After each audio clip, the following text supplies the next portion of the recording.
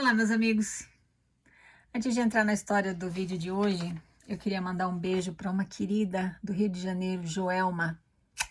Beijo, querida. Muito obrigada pelo carinho e apoio de sempre, viu? Obrigada mesmo.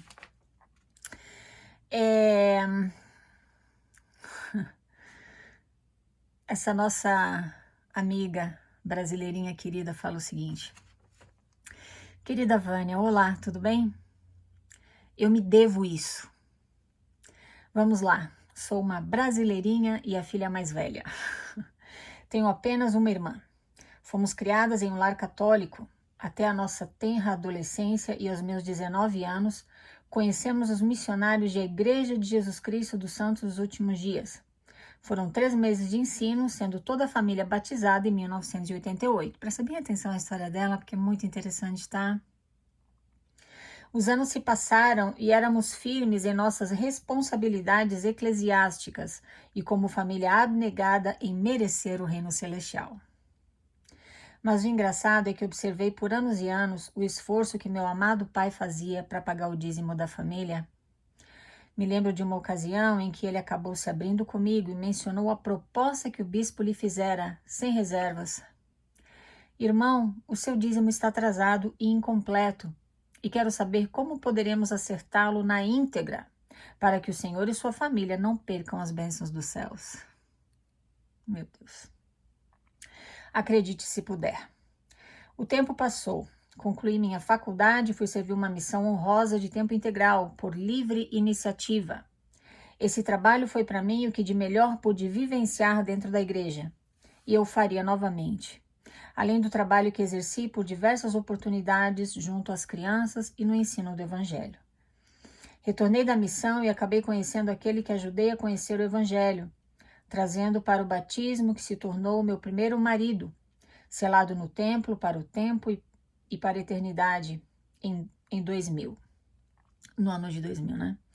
Após um ano de casados, nasceu a minha única filha, o meu grande amor, a melhor parte minha. Mas eu não era feliz no casamento. Frequentava o templo regularmente, servia em meus chamados. No entanto, sempre me sentia incompleta, vazia, com muito medo de falhar como membro da igreja e não conseguia entender o motivo de tanta frustração e tristeza pessoal. O casamento não resistiu e nos divorciamos, em meio a tanta divergência de opiniões e imaturidade recíproca, em 2005. Fiquei sem ter qualquer outro relacionamento sério por 5 anos subsequentes. Nesse meio tempo, algo inusitado, ela chama de inusitado, olha só, em minha vida aconteceu. Me envolvi em meu primeiro relacionamento homoafetivo, mas que por medo, pressão familiar e religiosa, acabei desistindo, seguindo com o torpe pensamento de que Deus tiraria de meu coração aqueles sentimentos incorretos e descabidos. Em 2010, após o óbito do meu paizinho, o segundo grande erro da minha vida aconteceu. Retomei o contato com um dos missionários que ensinaram a minha família, o que resultou um namoro expresso e culminou com um casamento mais rápido ainda. Afinal de contas, eu precisava dar um pai para minha filha, apresentar à sociedade da igreja um marido. Sempre foi notório o desprezo que recebi pela maioria dos membros de minha ala. Em algumas ocasiões, durante o período em que estive amordaçada, casada, eu me lembrava de meu único relacionamento homoafetivo, com profundo pesar e arrependimento por não o ter vivido de peito aberto e sem limites. Confesso que tentei ser o modelo de membro fiel ao Evangelho para a igreja. Só eu sei o quanto me custou tudo isso. Segui no mundo do faz de contas por 9 miseráveis anos. Quanta dor, quanta clausura, quanto peso em mim. Tive momentos em que o que eu mais quis foi ter passado desta. Os meus 50 anos no ano passado me fizeram despertar e fui buscar pela primeira vez as respostas que eu tanto evitei saber. Foi um processo e tanto, aliás, tem sido desafiador, mas libertador, verdadeiro e tão necessário, único. Na igreja, meu desapontamento era latente, com tanta desigualdade em oportunidades de chamados. Se você não se enquadrar no grupo de membros seletos, de nobre estirpe e de amigos do bispo, esqueça, porque não servirá para quase nada. Essa foi a experiência dela, tá? Com o bispo dela, tá bom? Segui no banquinho por pelo menos 2 anos consecutivos. Comecei a me perguntar constantemente o que eu estava fazendo ali. Jamais seria aceita por causa de minhas imperfeições e limitações, questionamentos, dúvidas inerentes à minha individualidade.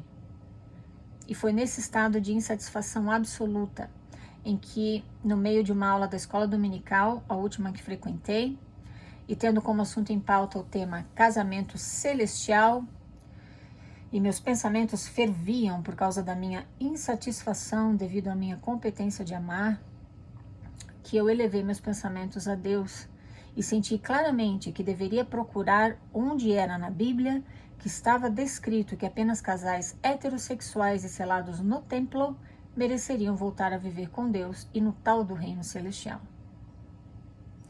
Deus me respondeu com terno amor, acalmando o meu coração e me dando o alento tão suplicado por mim há tempos. Resultado dessa experiência espiritual e tão pessoal, eu me enxerguei pela primeira vez e me percebi como uma linda mulher, com a minha capacidade ímpar de amar e de me entregar. Primeiro a mim mesma e depois a uma outra linda mulher que me mereça. E o mais singular de tudo isso, o sentimento de medo, culpa e nulidade foram desfeitos, dando lugar em mim ao amor de Deus, que tem estado junto de mim como talvez nunca esteve antes.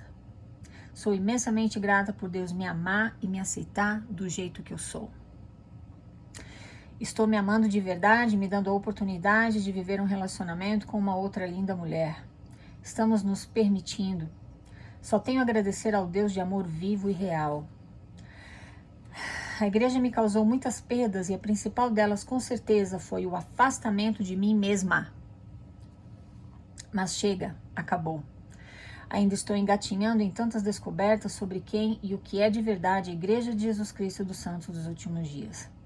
Uma seita repleta de doutrinas que tem o condão de dominar, escravizar, subjugar e amedrontar os seus fiéis seguidores. Minha família permanece na igreja. Minha filha, tristemente, nasceu sob convênio e respira a doutrina mórmon. Mas seguirei firme em meu propósito de ser feliz. Meu exemplo e coração, um dia e em um certo momento, irradiarão a eles luz e verdade, para que também se libertem dessas filosofias dos homens mescladas com escrituras. Adorei. Muito obrigada, minha querida Vânia, por essa oportunidade. Eu renasço aqui, verdadeiramente, como pessoa e como mulher. Querida, muito obrigada por mandar essa história pra gente, que coisa linda, né? Eu amei a tua última frase, eu renasço aqui verdadeiramente, como pessoa e como mulher. Que bom, eu tô muito feliz por você, muito feliz. Levou 50 anos para você chegar ao ponto de conseguir se permitir ser você mesma, mas tá bom, né? Tem pessoas que nunca conseguem chegar ao ponto em que você chegou. Por quê? O que aconteceu com ela aqui foi o seguinte, ela foi criada na igreja católica. Aos 19 anos de idade, ela conheceu a igreja mórmon. A Igreja de Jesus Cristo dos Santos dos Últimos Dias. Eles criaram um determinado plano de salvação lá, que não tem espaço para relacionamentos homoafetivos, você tem que ser heterossexual. Para poder caber, né? Para poder fazer sentido aquele plano de felicidade do Pai Celestial. O problema, o grande furo, é que Deus criou diferentes orientações sexuais. Isso não foi uma coisa criada pela sociedade. Isso não é algo que o indivíduo, num determinado momento da vida dele, ele escolhe o que ele quer ser. Ele escolhe a orientação sexual dele. Eu não gosto de escutar as pessoas falarem: essa é a tua opção sexual. Querido, não existe opção sexual. Eu não tenho opção sexual. A minha orientação é hétero. O que eu quero dizer com isso? Mesmo que eu tente optar por me relacionar com uma mulher, eu não vou conseguir. Porque eu tenho orientação sexual que nasceu já dentro do meu cérebro. Então Deus, esse Deus cristão, Ele criou os filhos dele com diferentes orientações sexuais, sabendo que esses queridos, essas pessoas também iam precisar de um companheiro ou de uma companheira para viver nessa vida. Afinal de contas, de acordo com, acho que Gênesis, né? Não é bom que o homem esteja só. Mas todos esses detalhes inerentes a esse Deus do cristianismo são descartados, né? E colocados de lado pelo mormonismo, porque senão não cabe. O plano de felicidade do Pai Celestial, que é o Deus Mormon, vai por água abaixo. Se você prestou atenção na história dessa querida, ela se sentia incompleta, vazia e não conseguia entender o motivo de tanta frustração e tristeza pessoal. Por quê? Porque quando você entra numa seita, eu não tô falando assim, eu não jogo palavras ao vento, tá? Porque eu não gosto disso. Mas eu já falei pra você aqui outras vezes que eu estudei o conceito de seita de acordo com o Steven Hassan, né? Quando você entra numa seita, você recebe uma identidade pronta já.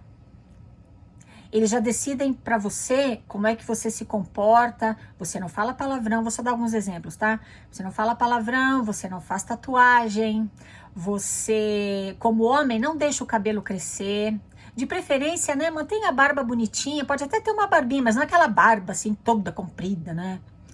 Você, como mulher, você tem que se vestir desse jeito para cobrir essa roupa mágica que nós te entregamos para você usar, prometendo a você proteção. Então você tem que usar uma roupa que cubra, né? Bem aquela roupa mágica que eles te entregaram. Tem mais, você precisa ser heterossexual, porque você tem que casar, você tem que casar, você tem que ter filhos, né? Então você vai ter que ser hétero. Eles não abrem para você o espaço para você se dar conta da tua orientação sexual e vivê-la plenamente.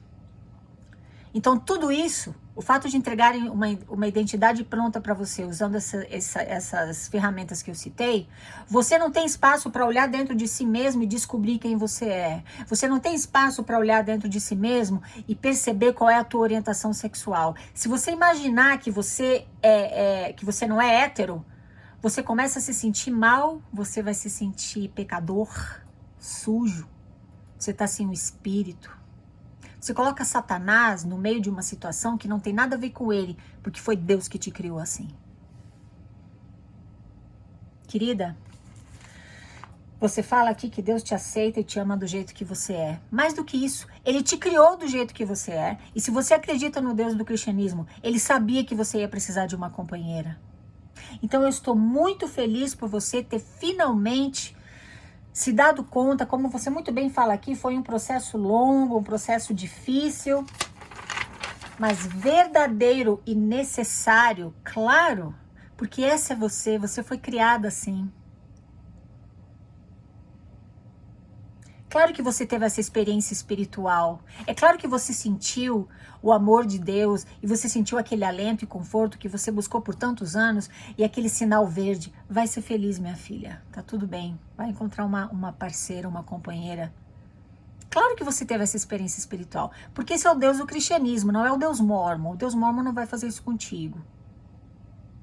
Ele vai sempre dizer que o problema tá contigo e você tem que ou ficar celibatário ou então sair da igreja dele. Talvez, querida, se tivesse espaço para outras orientações sexuais na igreja Mormon além de hétero, talvez você estivesse lá até hoje, não sei. Mas muitas pessoas só saem da igreja porque elas não podem ser quem elas são. Não tem espaço para elas lá dentro. O que tem lá é discriminação, é preconceito, é dedos apontando. E eu lamento muito por essas pessoas.